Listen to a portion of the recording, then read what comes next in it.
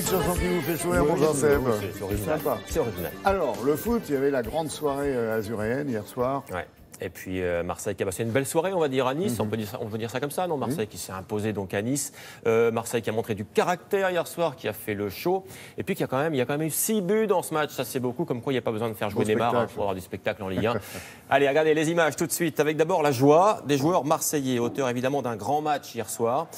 Car c'est bien Nice qui a d'abord pris le contrôle de ce match, Laurent, en menant 2-0. Notamment, regardez cette tête de Balotelli, Mario Balotelli, ici. Mais évidemment, les Marseillais vont réagir. Avait inscrire donc 4 buts. L'homme du match, c'est lui, le buteur, Ocampos, qui a signé un doublé hier soir. Voici son deuxième but, de la tête cette fois. Score final donc 4-2 pour l'OM. 3e l'OM du championnat ce matin, Nice est 10e. Avec cette image, vous allez voir, qui résume bien la rage des Marseillais, la rage du buteur. Marseille donc 3e ce matin. Allez, autre match maintenant, Angers-Lyon avec 6 buts également dans ce match. Décidément, c'était prolifique hier. Lyon qui a mené, exactement, Lyon qui a mené 3-1 avec ce but notamment de Memphis Depay ici. Lyon qui croyait bien tenir la victoire. Et puis Angers est revenu à 3 partout avec ce but de Traoré de la tête. Là aussi, donc, il y a eu du spectacle du côté d'Angers. Au championnat, Lyon est 8e, Angers 12e. Notez également la victoire de 3 sur Saint-Etienne, 2-1. Les Troyens qui ouvrent le score avec cette superbe reprise de volée de Pelé. Là, on est en première mi-temps.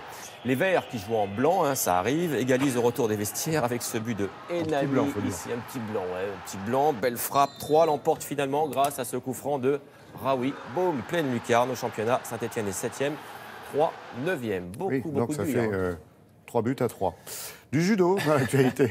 Du judo également, on va parler de Teddy Riner. Vous savez, il y a un mois, il était devenu champion du monde pour la 9e fois, je crois. Bon, ce week-end, il avait un peu des fourmis dans les bras, il a fait un peu de sport. Du coup, qu'est-ce qu'il a fait? Il a pris la direction de Zagreb pour disputer un Grand Prix, je vous le mets en mille.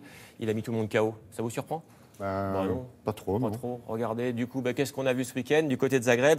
On a vu le drapeau français, voilà, comme d'habitude avec Teddy Riner. On a entendu la Marseillaise, ça aussi c'est la routine. Et on a vu Teddy tout en haut du podium. Du coup, en finale de toute catégorie, il a battu ce garçon-là en bleu, l'Autrichien Eggy, sur ce hippon.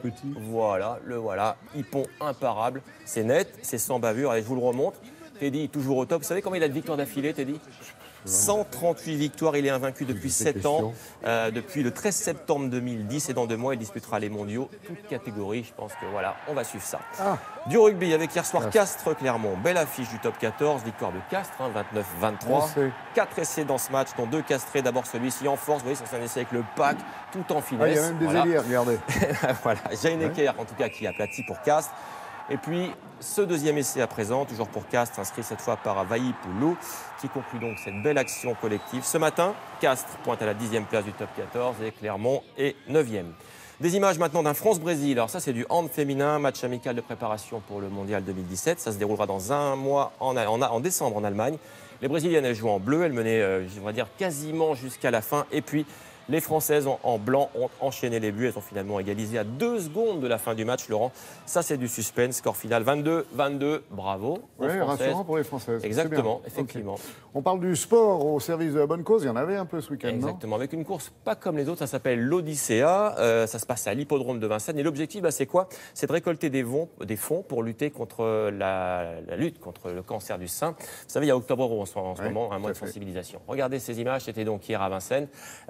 37 000 coureurs et coureuses, donc au départ hier. C'est dommage parce que le temps n'était pas forcément de la partie. 16e édition. Ça fait sortir le rose. Voilà, exactement, donc de cette épreuve de 5 km.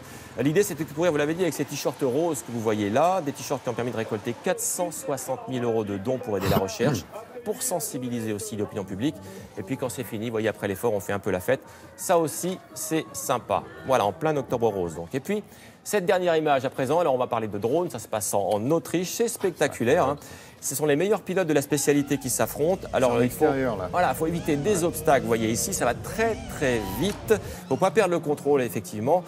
Il faut aussi éviter des obstacles de feu. Sinon le drone, qu'est-ce qu'il fait? Il part en fumée ou il tombe. Bref, un vrai concours d'habileté. Parfois, vous allez voir, ça ne se passe pas comme prévu. Et là, du coup, boum, c'est raté. Le drone, il est par terre. Qu'est-ce qu'il fait? Il tombe. Il faut s'entraîner. Voilà. Spectaculaire. Les Français sont pas mauvais. Ils sont plutôt habiles là-dessus. Absolument. Exactement.